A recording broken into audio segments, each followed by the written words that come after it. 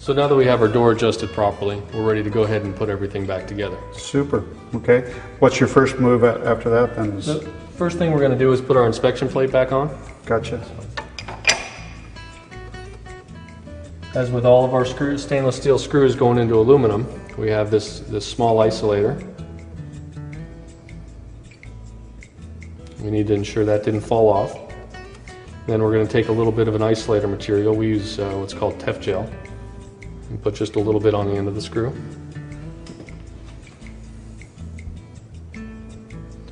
Now the size on these screws again are? This is a 3/32 Allen wrench. 3/32.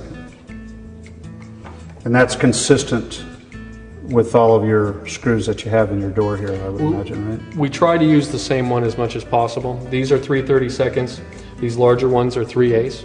Gotcha. And I believe these are 3/16. Okay.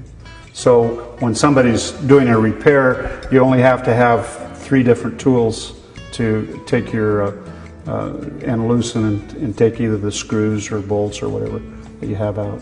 There may be more than 3, but we try to minimize it. Okay, great. Depending on what you're doing. So again, a little bit of an isolator material, prevent corrosion on the door. Now, if you didn't put that isolator material on this, what's the ramifications of it? You would get electrolysis between the aluminum and the stainless steel, and you would get very rapid corrosion. So now we could go ahead and reinstall our dome washer with our slotted bushing. And again, we want to put a little bit of our isolator material,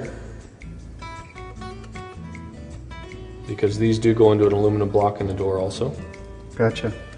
Same thing as on the screw. Correct.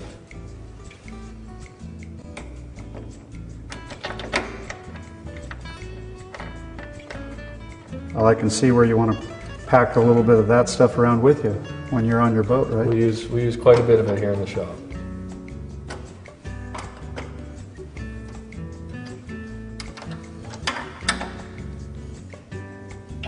And you would go through and put on your slotted bushings underneath each of your dome washers, and that would do it. I noticed you didn't over tighten again. Correct. Right. Correct. Very important, these are snug so your door doesn't come back out of adjustment. Right. But you don't want to overdo it. Gotcha. Now, you don't have to worry about putting a Loctite material on these screws? No, not on these. Okay. And that would do it.